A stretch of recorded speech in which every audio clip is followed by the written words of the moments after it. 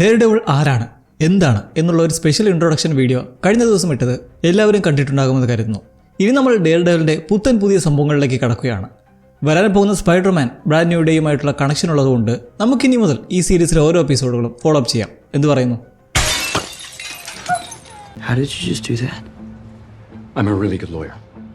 ന്യൂയോർക്കിലെ യുദ്ധം ഇന്റൻസ് ആവുകയാണ്. മേയർ സ്ഥാനത്തേക്കെത്തി പൂർവാധികം ശക്തനായിരിക്കുന്ന വിൽസൺ ഫിസ്ക് എ.കെ.എ. കിങ് പിന്നെ നേരിടുക എന്നത് ഡെയർഡെവിളായ മാറ്റ് മർഡക്കിന് ഇപ്പോൾ കഠിനമേറിയതാണെങ്കിൽ കൂടി അവൻ രണ്ടും കൽപ്പിച്ച് ഇറങ്ങി തിരിച്ചിരിക്കുകയാണ്. ഇതിനൊരു അന്ത്യം കണ്ടെത്തി നാടിനെ ഈ അഴിമതിയുടെയും നീചത്വത്തിൻ്റെയും കയ്യിൽ നിന്ന് തിരിച്ചു കൊണ്ടുവരാനായി. ഉറ്റസുഹൃത്ത് ഫോഗി നെൽസന്റെ കൊലപാതകത്തോടെ പകരം വീട്ടാൻ വീണ്ടും വിജിലാൻറ്റിസത്തിലേക്ക് എത്തിയപ്പോൾ ഡെയർഡെവിളിന് നേരിടേണ്ടി വന്ന പുതിയ വില്ലൻ മ്യൂസ്. അവന് പിന്നാലെ പോയത് വഴി വീണ്ടും ചെന്ന് എത്തിപ്പെടുന്നത് ഏറ്റവും വലിയ ശത്രുവായ കിങ് പിൻ അടുത്തേക്ക് തന്നെയായിരുന്നു. മേയർ സ്ഥാനത്തേക്ക് എത്തിയതോടെ വിൽസൺ ഫിസ്ക് ആൻറ്റി വിജിലൻ്റ് നിയമം കൊണ്ടുവന്നു. മാസ്ക് ധരിച്ച് പോരാടുന്നവരെല്ലാം ക്രിമിനൽസ്, അവരെ കണ്ടാൽ വെടിവെച്ച് കൊന്നുകളഞ്ഞേക്കുക, നോ കോടതി നോ കേസ് എന്ന ഡീലിൽ ഒരു ടാസ്ക് ഫോഴ്സിനെ തന്നെ നിരത്തിലിറക്കി. ഇതുമൂലം ഡെയർഡെവിൾ പ്രതികരിക്കാൻ തയ്യാറായി, സ്വന്തമായി ഒരു ആർമി രൂപീകരിച്ചുകൊണ്ട്. കഴിഞ്ഞ ദിവസം കണ്ട സ്പെഷ്യൽ വീഡിയോയ്ക്കൊപ്പം ഇത് മനസ്സിൽ വെച്ചുകൊണ്ട് നമുക്ക് ബോൺ അഗെയിൻ സീസൺ 2 ഒന്നാം എപ്പിസോഡിലേക്ക് കടന്നാലോ?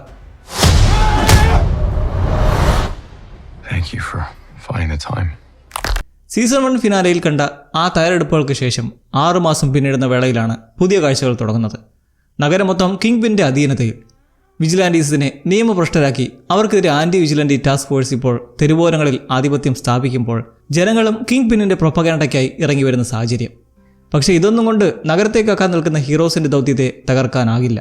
ഡെയർഡെവിൾ അവൻ്റെ സാഹസം തുടരുകയാണ്. ദ നോർത്തേൺ സ്റ്റാർ എന്ന കാർഗോ ഷിപ്പിലേക്ക് തൻ്റെ സെൻസേഴ്സ് ഉപയോഗിച്ച് മനസ്സിലാക്കി ചാടി കയറി പറ്റുമ്പോൾ ഇതിനു പിന്നിൽ ഒരു ഉദ്ദേശമുണ്ട്. മേയർ ഫിസ്കിൻ്റെ മറ്റൊരു അഴിമതിയായ ഫ്രീ പോർട്ട് ഓപ്പറേഷനുമായി ബന്ധപ്പെട്ട് രഹസ്യമായി മിലിറ്ററി ഗ്രേഡ് തോക്കുകളും റൈഫിളുകളും മറ്റും അടങ്ങിയ ആയുധങ്ങൾ ട്രാൻസ്പോർട്ട് ചെയ്ത് ക്രിമിനൽ നെറ്റ്വർക്ക് വളർത്താനുള്ള പരിപാടിയുടെ ഭാഗമായാണ് ആ കപ്പൽ നീങ്ങുന്നത്. ഡെയർഡെവിൾ അതിലേക്ക് കടന്നു കയറി കപ്പൽ സംഘവുമായി പോരാടി ഒരു ബ്രൂട്ടൽ അറ്റാക്ക് നടത്തി ഈ ചരക്ക് കയറ്റി അയക്കുന്ന ഓപ്പറേഷൻ നിർത്തിക്കാൻ ശ്രമിക്കുന്നതിലും ക്യാപ്റ്റൻ ഇത് മനസ്സിലാക്കി കപ്പൽ മുക്കാനുള്ള ഓർഡർ ഇടുന്നു. അതാണ് അവർക്ക് ലഭിച്ചിരിക്കുന്ന പ്ലാൻ ബി.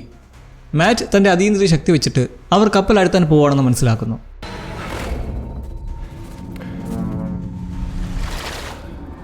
മുങ്ങുന്നതിന് നിമിഷങ്ങൾക്ക് മുന്നേ അവൻ ആയുധപ്പെട്ടികളിൽ ഒന്നിലായി അവിടെ കിടക്കുന്ന ഒരുവിൻ്റെ വാച്ച് എടുത്ത് വെച്ച് പൂട്ടുന്നു. കാരണം പിന്നീട് അത് ട്രാക്ക് ചെയ്യാൻ വേണ്ടിയിട്ടാണ്. അങ്ങനെ നോർത്തേൺ സ്റ്റാർ പുഴയിൽ മുങ്ങിത്തങ്ങി നിൽക്കുന്നതോടെ ചരക്ക് വെള്ളത്തിനടിയിലുമായി ഫിസ്കിൻ്റെ തുറമുഖത്തേക്കുള്ള മാർഗത്തിന് അതൊരു തടസ്സവുമായിരിക്കുകയാണ്. ഇനി അതവിടുന്ന് മാറ്റാതെ മറ്റു കപ്പലുകൾക്ക് തുറമുഖം തൊടാനും കഴിയാത്ത അവസ്ഥ. ഈ ഒരു സംഭവം വളരെ പെട്ടെന്ന് തന്നെ ചർച്ചയായി. രാഷ്ട്രീയപരമായും ഓപ്പറേഷൻസിനെ നടപ്പിലാക്കലുമായി ബന്ധപ്പെട്ട് ഫിസ്കിന് നല്ല തലവേദന ഉണ്ടാക്കിയിട്ടുണ്ട്. ഈ വിവരം അറിഞ്ഞ് കിങ് പിൻ ആ രാത്രി തന്നെ സ്ഥലം സന്ദർശിക്കുന്നുമുണ്ട്. ഇതൊരു ടെററിസ്റ്റ് അറ്റാക്കാണെന്നും രാജ്യദ്രോഹികളായ മാറ്റിനെയും കൂട്ടാളി കാരനെയും കണ്ടുപിടിക്കാനുള്ള ശ്രമം ശക്തമാക്കാനും അവിടെ വെച്ച് തന്നെ ഓർഡർ കൊടുക്കുന്നതിന് കാരണം അയാൾക്കറിയാം ഇതിന് പിന്നിൽ ഇവരാണെന്ന്. പോരാത്തതിന് കപ്പലിൽ നിന്ന് ലഭിച്ച ഡെയർഡെവിളിന്റെ CCTV വിഷ്വൽസും ഉണ്ട്. ഒപ്പം വേറൊരു കാര്യം കൂടി ഫിസ്ക് തൻ്റെ വലം കൈയായ ബക്കിനോട് പറയുന്നുണ്ട്, കപ്പലിൻ്റെ ക്യാപ്റ്റനെയും ഫസ്റ്റ് മാനെയും കണ്ടുപിടിക്കാൻ. കാരണം ഈ കാർഗോ ഷിപ്പിൽ ഉള്ളത് എന്താണെന്ന സത്യം ഈ മേയറെയും ബക്കിനെയും കൂടാതെ ആ രണ്ടുപേർക്ക് മാത്രമേ അറിയുള്ളൂ. അവർ കപ്പൽ മുക്കുന്ന വേളയിൽ ഒരു ബോട്ടിൽ കയറി രക്ഷപ്പെടുകയും ചെയ്തു. കപ്പൽ അപകടത്തിൻ്റെ വാർത്ത പരവുമ്പോഴും ജനങ്ങൾ അറിയുന്നില്ലല്ലോ ഇത് ആയുധങ്ങൾ കടത്തിക്കൊണ്ടിരുന്ന കപ്പലാണെന്നൊക്കെ. അവർ ആവശ്യമില്ലാതെ കപ്പൽ അപകടമുണ്ടാക്കിയതിനെ ചൊല്ലി വിജിലാൻറ്റീസിനെ കുറ്റപ്പെടുത്തുകയാണ്. മാറ്റ് എന്തായാലും ഒരു തരത്തിൽ രക്ഷപ്പെട്ട് നീന്തി കയറി അവരുടെ താവളത്തിലേക്ക് എത്തിയിരുന്നു. അവിടെ അവനെ കാത്തിരിക്കുന്ന കാരനുമുണ്ട്. ചരക്കപ്പലിൻ്റെ കാര്യത്തിൽ കിങ് പിന്ന് നല്ല അടി കിട്ടിയിട്ടുണ്ടെന്ന് സമാധാനമുണ്ട് ഇരുവർക്കും. എന്നാൽ അവിടെ ഫിസ്കിൻ്റെ ചുറ്റുപാട് നോക്കിയാൽ മിസ്റ്റർ ചാൾസ് എന്നൊരു CIA ഓപ്പറേറ്റീവ് മേയറിനടുത്തേക്ക് എത്തിയിരിക്കുകയാണ്. ഫിസ്കിൻ്റെ ഫ്രീ പോർട്ട് ഓപ്പറേഷനിലും ആയുധക്കടത്തിലും ഏജൻസിയും തൽപരരാണെന്ന് അറിയിക്കുന്നതോടെ വ്യക്തമാകുന്ന ഒരു കാര്യം, ഫിസ്ക് ആണ് കൺട്രോളിൽ ഉള്ളതെങ്കിലും നിലവിലെ പ്രശ്നാടിസ്ഥാനത്തിൽ കൂട്ടാളികൾ വേണ്ടി വന്നേ തീരൂ അയാൾക്ക്. ഈ ഒരു CIയുമായിട്ടുള്ള പാർട്ണർഷിപ്പിന് പിന്നിൽ സ്മഗ്ലിങ്ങുമായി ബന്ധപ്പെട്ട് എന്തോ വലിയ നിഗൂഢത ഒളിഞ്ഞിരിപ്പുണ്ട്. ഇവിടെ ഫിസ്കിനൊപ്പമുള്ള ഇവരെ കണ്ടോ? ഒന്നറിഞ്ഞിരുന്നേരെ, കാരണം വരുന്ന ബ്രാൻഡ് ന്യൂ ഡേയിൽ ഇവർ നമ്മൾ കാണും. ഷീല റിവേറ, വിൽസൺ ഫിസ്കിൻ്റെ ക്യാമ്പയിൻ ഡയറക്ടറായിരുന്നവർ മേയറായ ശേഷം കിങ് പിൻ്റെ ചീഫ് സ്റ്റാഫായി മാറി മിക്ക സമയങ്ങളിലും കൂടെ തന്നെ ഉണ്ട്. ഈ ഷീലയാണ് സ്പൈഡർമാന് കീ ടു ദ സിറ്റി സമ്മാനിക്കുന്നത്. അതവിടെ നിൽക്കട്ടെ. അപ്പോൾ മറ്റൊരിടത്ത് ഫിസ്കിൻ്റെ അഡ്മിനിസ്ട്രേഷൻ വിജിലാൻറ്റുകൾക്കെതിരായി ഒരു നിയമപരമായ ക്യാമ്പയിൻ ആരംഭിക്കുകയാണ്. Super hero trials. അറസ്റ്റ് ചെയ്ത് ലോക്കപ്പിലാക്കുന്ന മാസ്ക്ഡ് ഹീറോസിനെ തടവിലാക്കാനുള്ള ഒരു ന്യായീകരണ പ്രൊസീഡിങ്സ്. സൈക്യാട്രിസ്റ്റായ ഹെദർ ഗ്ലെൻ ഇതുമായി ബന്ധപ്പെട്ടുള്ള കേസുകളിൽ ഇൻവോൾവ് ആകുന്നു. ഈ ഹെദർ ഗ്ലെൻ കഴിഞ്ഞ സീസണിൽ കണ്ട ഒരു ക്യാരക്ടറാണ്. സീരിയൽ കില്ലറായ മ്യൂസിന് മുന്നിൽ പെട്ടുനിന്ന ആ സമയം അവനെ വെടിയുതിർത്ത് കൊന്നത് ഇവരായിരുന്നു. പോരാത്തതിന് മാറ്റിൻ്റെ ഒരു ലവ് ഇൻട്രസ്റ്റ് കൂടിയാണ് ഹെദർ. അന്നത്തെ ആ ഒരു ട്രോമ അവൾക്കുള്ളിൽ ഇപ്പോഴുമുണ്ട്. മ്യൂസിൻ്റെ ഹാലുസിനേഷൻസ് ഇപ്പോഴും അവളെ വേട്ടയാടുന്നതായി നമുക്ക് കാണാം. ഇത് നടക്കുന്നത് ഒരു വിജിലാൻഡിയായ സ്പോർട്സ്മാൻ എന്ന് വിളിക്കപ്പെടുന്ന ജാക്കിനെ ചോദ്യം ചെയ്യുമ്പോഴാണ്. ഈ ജാക്കിനെ ഹോക്കായ് സീരീസ് കണ്ടവർക്ക് പെട്ടെന്ന് മനസ്സിലാക്കും.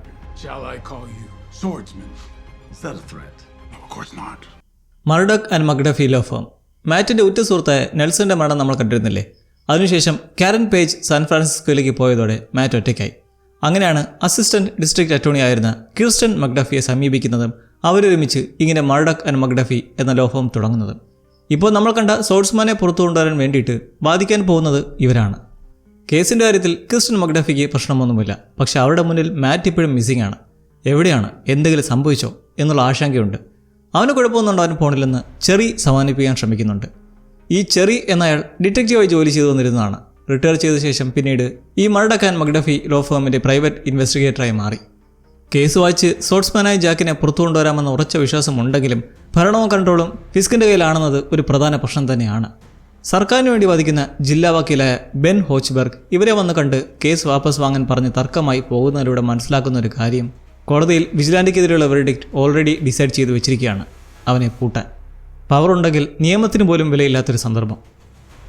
വൈകാതെ മാറ്റും ചെറിയും തമ്മിലുള്ള രഹസ്യ മീറ്റപ്പിൽ നോർത്തേൺ സ്റ്റാറിൻ്റെ ക്യാപ്റ്റനും ഫസ്റ്റ് മേറ്റും കപ്പൽ മുങ്ങും മുന്നേ എസ്കേപ്പായിരുന്ന വിവരം പങ്കുവച്ച് ആ രണ്ടുപേരെയും കണ്ടെത്തണമെന്ന് പറയുന്നുണ്ട്. മർഡോക്കിന് ഈ വിവരം കിട്ടിയത് ജെസീക്കയിൽ നിന്നാണ്. ജെസീക്ക ജോൺസ് എന്നത് നമ്മൾ മുന്നേ കണ്ട ദ ഡിഫൻഡേഴ്സിലെ ഒരാളെന്ന് മനസ്സിലായി കാണുമല്ലോ. അങ്ങനെ അവരെ കണ്ടുപിടിച്ച് ഫിസ്കിൻ്റെ സ്മഗ്ലിംഗ് പുറത്തു കൊണ്ടുവരാമെന്ന് പ്ലാൻ ഇടുന്നെങ്കിലും ചെറിയേക്കാൾ വേഗതയാണ് ഫിസ്കിൻ്റെ ആൻറ്റി വിജിലാൻറ്റി ടാസ്ക് ഫോഴ്സ് ടീമിന്. അവർ ക്യാപ്റ്റനെ ലൊക്കേറ്റ് ചെയ്ത് ഒരു റെസ്റ്റോറൻറ്റിലേക്ക് വൈകാതെ തന്നെ എത്തുകയാണ്. റെസ്റ്റോറൻറ്റ് ഓണറായ അരിയാന അവർ ക്യാപ്റ്റനെ സംരക്ഷിക്കാൻ ശ്രമിക്കുന്നതിലും ഉപദ്രവിക്കുന്നതിനെ തുടർന്ന് ഒടുവിൽ കപ്പിത്താനെ പിടികൂടുന്നു. അവിടുന്ന് നേരെ അയാളെ എത്തിക്കുന്നത് ഫിസ്കിൻ്റെ ഇല്ലീഗലായിട്ടുള്ള ഡിറ്റൻഷൻ സെൻറ്ററിലേക്കാണ്.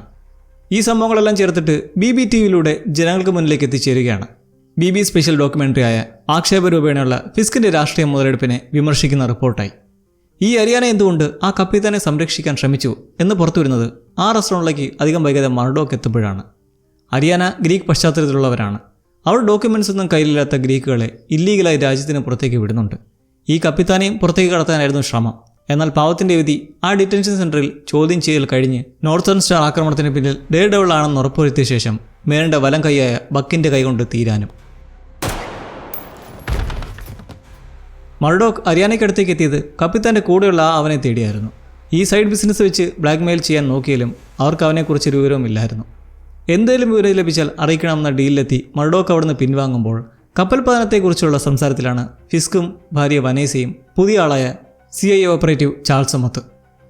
കപ്പലിൽ നിന്നുള്ള വസ്തുക്കൾ എടുക്കാൻ ഒരു സാൽവേജ് ടീമിനെ ഫിസ്ക് നിയോഗിച്ചിട്ടുള്ളതായി അറിയിക്കുന്നതിൽ ചാൾസിൻ്റെ എതിർപ്പ് അയാൾക്ക് സ്വന്തമായി ചില ആളുകളെ സെറ്റാക്കി ഈ പരിപാടിക്ക് ഇറക്കണം. അങ്ങനെയെങ്കിൽ ഈ ആയുധങ്ങളും മറ്റും സേഫായി എത്തിച്ച ശേഷം അവരെയെല്ലാം ഒരു ആകസ്മിക അപകടമുണ്ടാക്കി തീർക്കാം. അതാകുമ്പോൾ പിന്നെ ഇതിനെ ചൊല്ലി തലപൊക്കി പ്രശ്നമുണ്ടാക്കാൻ ആരും വരുത്തുമില്ല. അവരെയെല്ലാം അങ്ങ് തീർത്ത് കളഞ്ഞേക്കാം എന്ന ചിന്തയാണ്. മേയറും വൈഫും ഇതൊരു നല്ല ബുദ്ധിയായി കണ്ട് ചാൾസിനെ അനുകൂലിക്കുകയും ചെയ്യുന്നു. പിന്നെ നമ്മൾ കാണുന്നത് രാത്രി വിജനമായ തെരുവീതിയിലൂടെ സംസാരിച്ച് നടക്കുന്ന ക്യാരനെയും ബിബിയെയുമാണ്. ഡെയർ ഡെവിളിന് ഒത്താശ ചെയ്യുന്നതിൻ്റെ പേരിൽ ക്യാരനും വാണ്ടഡാണ്. അതുകൊണ്ട് അവൾ വേഷവും മുടിയും ഒക്കെ മാറ്റിയാണ് പബ്ലിക്കിലേക്ക് ഓരോ പ്രവർത്തനങ്ങൾക്ക് ഇറങ്ങുന്നത്. പിന്നെ ഈ കൂടെ നടക്കുന്ന ബിബിയെ പറ്റി പറഞ്ഞാൽ നമ്മൾ തുടക്കം മുതൽ നഗരത്തിലെ സ്ഥിതിഗതികൾ കാണുന്ന BBTV സീരീസിൻ്റെ പിന്നിലെ തല ഇവളുടേതാണ്. ഫുൾ നെയിം ബിബി യൂറിക്. ഒരു ഇൻവെസ്റ്റിഗേറ്റീവ് ജേർണലിസ്റ്റ്. അവളുടെ അങ്കിളാണ് ഇൻവെസ്റ്റിഗേറ്റീവ് ജേർണലിസ്റ്റായിരുന്ന ബെൻ യൂറിക്. തനിക്കെതിരെയുള്ള അന്വേഷണത്തിൻ്റെ പേരിൽ വിൽസൺ ഫിസ്ക് അയാളെ തീർത്തു കളയുകയായിരുന്നു. നിലവിൽ ഈ BB സീസൺ 1 അവതരിച്ചത് ഫിസ്കിൻ്റെ മേയർ ക്യാമ്പയിനുമായി ബന്ധപ്പെട്ടുള്ള സപ്പോർട്ടിന് വേണ്ടിയായിരുന്നു. എന്നാൽ പിന്നീട് റിവീലായി അവൾ തൻ്റെ അങ്കിളിനെ കൊന്നതിൻ്റെ പ്രതികാര ബുദ്ധിയുമായി കിങ് പിൻ്റെ അഴിമതികളെ പുറത്തു കൊണ്ടുവരാനുള്ള തയ്യാറെടുപ്പിലായിരുന്നു അടുത്തുകൂടിയതെന്ന്. ഫിസ്കിൻ്റെ വിശ്വസനായ ഒരുത്തനാണ് ഡെപ്യൂട്ടി മേയർ ഫോർ കമ്മ്യൂണിക്കേഷൻസ് ആയ ബ്ലേക്ക്. ഈ ബ്ലേക്കുമായി BBക്ക് ഒരു കോംപ്ലക്സ് റിലേഷൻഷിപ്പ് ഉണ്ട്, like friends with political benefits എന്ന പോലെ. BBTVയിലൂടെ ഫിസ്കിനെ ജനങ്ങൾക്ക് മുന്നിൽ നല്ലവനാക്കുന്നതിൽ അവനും ഹാപ്പി, മേയറിനെക്കുറിച്ചുള്ള വിവരങ്ങൾ ഒപ്പിക്കാൻ പറ്റുന്നതിൽ BBയും ഹാപ്പി. ഇപ്പോൾ കാരനുമായുള്ള നൈറ്റ് വോക്കിൽ ഫിസ്കിനെതിരെയുള്ള പോരാട്ടത്തെക്കുറിച്ച് തന്നെയാണ് ഇരുവരും ചർച്ച നടത്തുന്നത്. നെൽസണെയും ബെനിയൂറിക്കിനെയും കുറിച്ചുള്ള ഓർമ്മകൾ പങ്കുവച്ച ശേഷം BB ഇവരെയൊക്കെ മാനിപ്പുലേറ്റ് ചെയ്യാൻ ശ്രമിക്കുന്നതിൽ ഒരു ജാഗ്രത വേണമെന്നും കാരൻ മുന്നറിയിപ്പ് കൊടുക്കുന്നുണ്ട്. താനിപ്പോൾ ജീവിച്ചിരിക്കുന്നതിന് കാരണവും ബെൻ ആണെന്ന കടപ്പാടും കാരൻ BBയെ അറിയിക്കുന്നുണ്ട്. മക്ഡഫിയുമായിട്ടുള്ള സംസാരത്തിൽ അവർ കേസിൽ നിന്നും പിൻവാങ്ങാൻ തയ്യാറല്ലെന്ന് കണ്ട് ജില്ലാ വക്കീലായ ഹോച്ച്ബർഗ് ഹെദറിനെ വിളിക്കുന്നത് ഒരു ഉഡായിപ്പ് പണിക്ക് വേണ്ടിയിട്ടാണ്. ജാക്കിൻ്റെ എക്സാമിനേഷൻ റിപ്പോർട്ട് കണ്ടാൽ വെച്ച് അതത്ര സ്ട്രോങ് ആയി തോന്നുന്നില്ല. അതുകൊണ്ട് അയാളുടെ റിപ്പോർട്ടിലായി ഒരു സോഷ്യോപാത്തിൻ്റെ രീതി പോലെ തോന്നിക്കുന്ന എന്തെങ്കിലും വിവരങ്ങൾ ആഡാക്കാൻ ഈ സൈക്കാട്രിസ്റ്റിനോട് പറയുന്നുണ്ട്. ഹെദർ അങ്ങനെ ചെയ്യാമെന്ന് ഏൽക്കുന്നതിലും ഈ സോഷ്യോപാത്ത് എന്നുള്ള വാക്കൊക്കെ കേൾക്കുമ്പോൾ അവൾക്ക് വീണ്ടും മ്യൂസിൻ്റെ അലട്ടലൊക്കെ വരുന്നത് ഇനി വരും സമയങ്ങളിൽ ഉണ്ടായേക്കാവുന്ന എന്തെങ്കിലും പ്രശ്നത്തിൻ്റെ ഒരു സൂചനയാകാൻ ചാൻസ് ഉണ്ട്. കാരനും മർഡോക്കും ഒരുമിച്ചുള്ള വേളയിൽ അവൾ പ്രാക്ടീസിൽ ഏർപ്പെട്ട് കിട്ടിയ വിവരങ്ങളൊക്കെ പങ്കുവയ്ക്കുകയും നെൽസന്റെ മരണത്തിനു ശേഷമുള്ള ഈ ജീവിതത്തെക്കുറിച്ചൊക്കെ സംസാരിക്കുന്നുണ്ട്. നിരാശരായിരിക്കാതെ മുന്നോട്ട് പോകാനാണ് അവർ ശ്രമിക്കുന്നത്. റെസ്റ്റോറൻറ്റിലെ അരിയാനെക്കുറിച്ച് മർഡോക്ക് പറയുമ്പോൾ അവിടെ ഒരു വലിയ സംഭവം നടക്കുവാണ്. അവളെ കാണാൻ പാത്തും പതുങ്ങി ഒരു തെരുവോരത്തായി ഒടുവിൽ എത്തിയിരിക്കുകയാണ് കപ്പിത്താൻ്റെ കൂടെ ഉണ്ടായിരുന്ന ആ ഫസ്റ്റ് മേറ്റ് ക്രിസ്റ്റോഫി. നാടുകടത്താൻ അരിയാനയ്ക്ക് കഴിയുമെന്നറിഞ്ഞെത്തിയതാണ് ക്രിസ്റ്റോഫി. ഇക്കാര്യത്തിൽ ഇനി എന്താകുമെന്ന് കണ്ടറിയണം. കാരണം മരിയാന ഇവനെ കണ്ടുമുട്ടിയതെക്കുറിച്ച് മർഡോക്കിനോട് പറയുമോ അതോ അങ്ങനെ ചെയ്യാതെ നാട് കടത്താൻ ശ്രമിക്കുമോ എന്ന് പറയാൻ പറ്റില്ല. അങ്ങനെ കടത്തിയാൽ പിന്നെ മർഡോക്ക് ഈ നോർത്തേൺ സ്റ്റാർ കപ്പലിനെ മുക്കിയതിന് പിന്നിൽ ഒരു റിസൾട്ടുമില്ലാതെ വെറുതെ ആയി പോകും. കപ്പിത്താനെയും ക്രിസ്റ്റോഫിയും കണ്ടുപിടിക്കാൻ നിയോഗിച്ചുള്ള ചെറിയ നേരം വീട്ടിലിരിക്കെ ടാസ്ക് ഫോഴ്സ് അവിടേക്ക് കടന്നു കയറി അയാളെ കീഴ്പ്പെടുത്തുന്നു. കപ്പിത്താനെയും ഫസ്റ്റ്മാനെയും കണ്ടെത്താൻ നടക്കുന്നറിഞ്ഞ് ഭീഷണിപ്പെടുത്താൻ എത്തിയതാണ് ഇവർ. എന്നാൽ കുലുങ്ങാത്ത ചെറിയെ അവർ നല്ല രീതിക്ക് മർദ്ദിച്ച് വെടിവെക്കാൻ ശ്രമിക്കുന്ന ആ മൊമെന്റിൽ അതാ എത്തുകയായി ഡെയർ ഡെവിൾ. അവൻ തൻ്റെ സെൻസസ് വെച്ച് അവിടെ ഷാർപ്പായിട്ടുള്ള ഡിഫൻസ് നടത്തി പോരാളികളെ വീഴ്ത്തി ചെറിയ ആശുപത്രിയിലേക്ക് കൊണ്ടുപോകാൻ എഴുന്നേൽപ്പിക്കുമ്പോൾ അവൻ്റെ എൻഹാൻസ്ഡ് സെൻസസിൽ വരുന്ന 2 ശബ്ദങ്ങൾ. ഒന്ന്, ഒരു കൂട്ടം ടാസ്ക് സോൾജേഴ്സ് അവിടെ കിരിച്ചു പറിച്ചു വരുന്നത്. 2, ചെറിയുടെ ഹൃദയമിടിപ്പ്. അയാൾക്കൊരു ഹേർട്ട് അറ്റാക്ക് ഉണ്ടാക്കാൻ പോവുകയാണെന്ന് മനസ്സിലാക്കി നിൽക്കെ വരുന്ന സോൾജേഴ്സിനെ അടിച്ചിടുന്നതിനിടയിൽ ആ ഹൃദയമിടിപ്പ് മർഡോക്കിനുള്ളിൽ നെൽസന്റെ ഓർമ്മപ്പെടുത്തലുണ്ടാക്കുന്നു. നെൽസന്റെ കാര്യത്തിലും കൺമുന്നിൽ ഇതേപോലെ ഹൃദയമെടുപ്പ് നിൽക്കുന്ന ഒരു സിറ്റുവേഷൻ ഫേസ് ചെയ്തല്ലേ. ഇതോടെ വീക്കാകുന്ന മർഡോക്കിനെ ഫോഴ്സ് അടിച്ചവശനാക്കി വീഴ്ത്തി ആ മാസ്ക് വലിച്ചൂരുന്നതിലൂടെ അവരും തിരിച്ചറിയുകയാണ് ഡെയർ ഡെവിൾ മാറ്റ് മർഡോക്കാണ്. ഈ വിവരം ഇനി പുറംലോകം മൊത്തം അറിയും. അറിഞ്ഞാൽ മർഡോക്കിൻ്റെ അവിടെയുള്ള നിലനിൽപ്പിനെ തന്നെ ബാധിക്കും. ഇങ്ങനൊരു പ്രതിസന്ധി ഘട്ടത്തിൽ നിൽക്കുന്നതും ചെറബ്ര സ്നൈപ്പർ ഷോട്ടുകൾ. അവിടെ നിൽപ്പുള്ള സോൾജേഴ്സിനെ എല്ലാം കൊന്നിട്ടിരിക്കുവാണ്.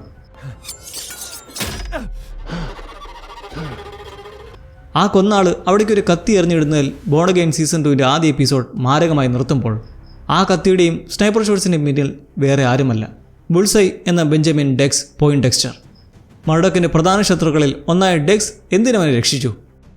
ഫോഗി നെൽസനെ വധിച്ച ശേഷം അന്ന് മാറ്റ് ഡെസ്കിനെ കെട്ടിടത്തിന് മുകളിൽ നിന്ന് തള്ളിയിട്ടെങ്കിലും അവനിൽ ജീവൻ്റെ ശേഷിപ്പുണ്ടായിരുന്നു. ഒരു എക്സ്പെരിമെൻ്റൽ സർജറി അവൻ്റെ മേൽ നടത്തിയത് വഴി ആളെ തിരികെ വരികയും ചെയ്തു. നെൽസന്റെ കൊലക്കുറ്റത്തിന് പിന്നീട് ജീവപര്യന്തം വിധിച്ച് ജയിലിലാക്കിയെങ്കിലും ഡെക്സ് അവിടുന്ന് തൻ്റെ ഒടിഞ്ഞൊരു പല്ലൊരു ആയുധമാക്കി ജയിലിൽ ഒരു ഭീകര സൃഷ്ടിച്ച് അവിടുന്ന് പുറത്തു ചാടി. അറിയാലോ, ഡെക്സിൻ്റെ ഒരു കൊച്ചു വസ്തു പോലും ആയുധമാക്കാനുള്ള കഴിവുണ്ട്. തന്നെ മാനിപ്പുലേറ്റ് ചെയ്താണെന്ന് മനസ്സിലാക്കി വിൽസൺ ഫിസ്കിന് നേരെയുള്ള വധശ്രമം പരാജയപ്പെട്ടതോടെ ഒളിയിൽ പോയ ഡെക്സ് ഇപ്പോൾ വീണ്ടും എത്തുമ്പോൾ അത് മർഡോക്കിന് മുന്നിൽ ഒരു ക്രൂഷ്യലായ മൊമെൻറ്റിൽ രക്ഷകനെ അവതരിപ്പിക്കുമ്പോൾ എന്തായിരിക്കും അവൻ്റെ പുതിയ ലക്ഷ്യവും പദ്ധതികളും? നിങ്ങളുടെ ചിന്തകൾ പറയാൻ മറക്കണ്ട. അപ്പോൾ പുതിയൊരു അധ്യായവുമായി നമുക്ക് കാത്തിരുത്ത് കാണാം.